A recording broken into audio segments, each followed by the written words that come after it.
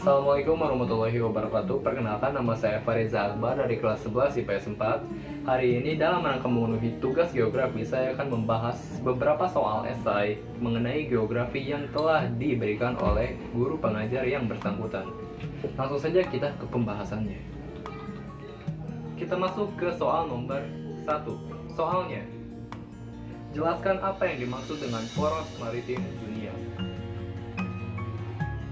Jawabannya adalah: pertama, poros maritim dunia merupakan salah satu sebuah gagasan strategis yang diwujudkan untuk perkembangan transportasi laut dan untuk perhubungan antar pulau, pengembangan industri perkapalan, dan perikanan. Jadi, poros maritim dunia adalah suatu rencana yang ingin menjadikan laut sebagai jalan pemerataan yang bertugas untuk mengatur penyelesaian batas maritim, penataan ruang laut dan sumber daya alam, konektivitas laut, dan jasa kelautan. Kesimpulannya, poros maritim merupakan salah satu langkah untuk memanfaatkan kelautan sebagai jalan pemerataan serta pembangunan suatu wilayah yang berpotensi. Lanjut ke nomor 2. Soalnya, sebutkan pengaturan hukum laut yang dikeluarkan oleh UNCLOS pada tahun 1982. Jawabannya adalah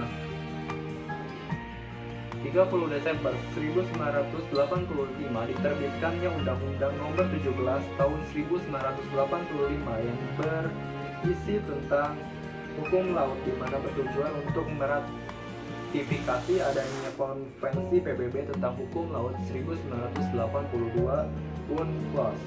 Indonesia memiliki hak untuk menetapkan batas terluar di zona maritim, di mana batas maksimum ditetapkan: 1. Laut teritorial merupakan bagian wilayah negara 12 mil dari tepi garis pantai.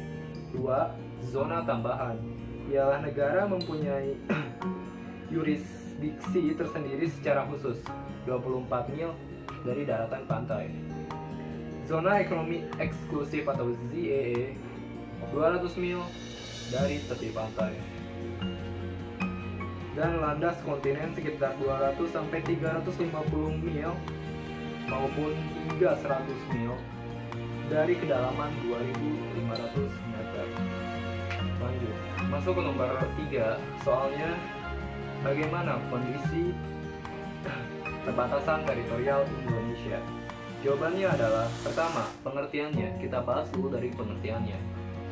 Perbatasan teritorial adalah wilayah kedaulatan suatu negara, pantai yang meliputi ruang udara dan laut serta tanah di bawahnya sejauh 12 mil laut yang diukur dari garis pangkal. Jadi, kondisi laut teritorial Indonesia adalah: perbatasan laut teritorial Indonesia ditandai oleh keberadaan 92 pulau terluar yang menjadi lokasi penempatan titik dasar yang menentukan penentuan garis batas laut wilayah Indonesia. Kita masuk ke nomor 4. Soalnya, kemukakan pendapat Anda mengenai program Indonesia sebagai poros maritim dunia. Jawabannya adalah: pendapat saya mengenai Indonesia menjadi poros maritim dunia tentunya mempunyai banyak keuntungan serta kerugian yang ada. Misalnya, keuntungannya sebagai pemerataan dan pembangunan Indonesia, itu yang pertama. Yang kedua, ada bebasnya aktivitas perdagangan Indonesia dengan luar negeri. Dan ketiga, ekonomi Indonesia semakin tergerak. Kekurangannya, banyaknya imigran ilegal yang keluar masuk wilayah Indonesia, dan lain-lain. Next, masuk ke nomor 5. Sebutkan tujuan pembangunan tol di Laut Indonesia untuk mendukung program Indonesia sebagai poros maritim dunia. Jawabannya adalah: tujuan dan manfaat tol laut. Pembangunan tol laut bertujuan untuk mewujudkan konektivitas dan menekan kesenjangan harga antara wilayah barat dan timur Indonesia karena tidak adanya kepastian ketersediaan barang. Dengan adanya kapal-kapal reguler yang menjadi trayek tol laut, biaya transportasi menjadi menurun, atau bahan-bahan yang asalnya tidak ada bisa dapat dipermudah dengan dipercepatnya pengiriman lewat tol laut. Masuk ke nomor 6, soalnya jelaskan potensi sumber daya kelautan apa saja yang terdapat di Indonesia sebagai upaya mendukung program Indonesia sebagai poros maritim dunia. Jawabannya adalah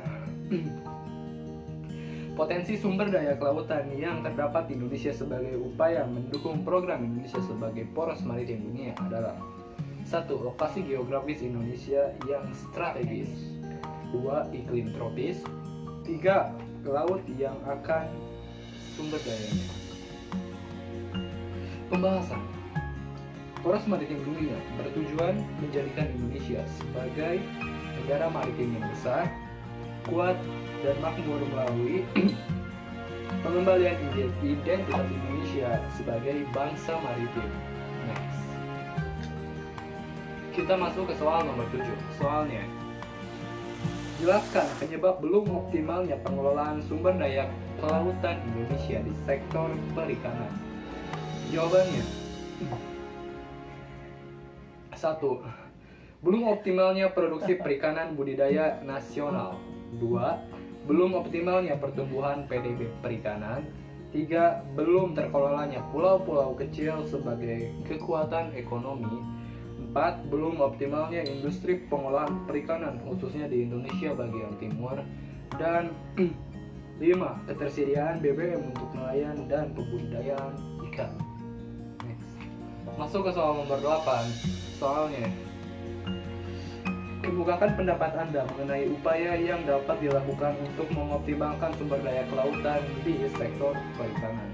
Jawabannya, menurut saya, pemerintah harus memberikan perhatian kepada para nelayan agar dapat melakukan pekerjaannya, namun tetap bertanggung jawab terhadap lingkungan. Pemerintah memfasilitasi dan menjamin keberlangsungan hidup para nelayan. Pemerintah menjaga ketat seluruh wilayah perairan Indonesia agar tidak ada pelaku yang bisa melakukan kecurangan dengan menghabiskan sumber daya laut Indonesia dengan tidak bertanggung jawab dan melanggar hukum.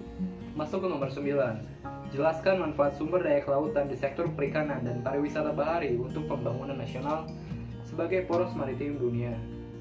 Di sektor perikanan, manfaatnya adalah dengan adanya bahan baku dari usaha perikanan, tangkap, dan perikanan budidaya, kita akan mampu merevitalisasi industri pengolahan hasil perikanan yang saat ini masih beroperasi tidak maksimal. Dengan adanya bahan baku yang besar itu, kita bisa mengembangkan industri pengolahan hasil perikanan di banyak lokasi, terutama di luar Jawa dan Bali. Untuk sektor pariwisatanya adalah 1. Untuk pembenahan objek wisata yang ada dan mengembangkan destinasi wisata yang baru.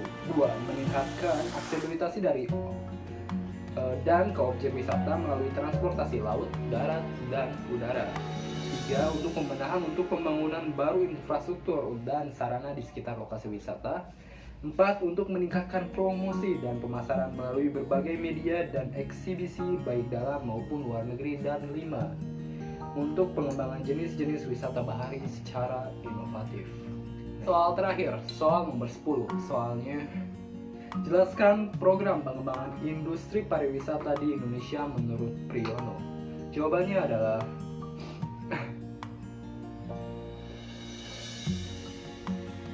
Priyono beranggapan bahwa sektor wisata bahari Indonesia tidak digarap secara maksimal. Hal itu tampak dari ketidakjelasan program industri pariwisata bahari di Indonesia. Program industri pariwisata bahari oleh Priyono dipahami sebagai pengembangan industri pariwisata bahari yang berdaya saing.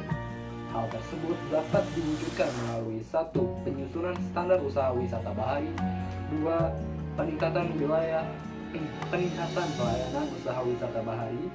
3. Peningkatan iklim investasi. 4. Indonesia World Underwater Photo Contest. 5. Sertifikasi usaha pariwisata bahari. 6. Koordinasi lintas sektor kunjungan kapal wisata asing ke Indonesia. 7. Pengembangan jalur dan titik lampu yacht. 8. Fasilitas akselerasi peningkatan kapasitas bandara atau pelabuhan laut di pintu gerbang utama. Sekian dari saya mengenai pembahasan 10 soal geografi yang dibahas tadi. Wassalamualaikum warahmatullahi wabarakatuh.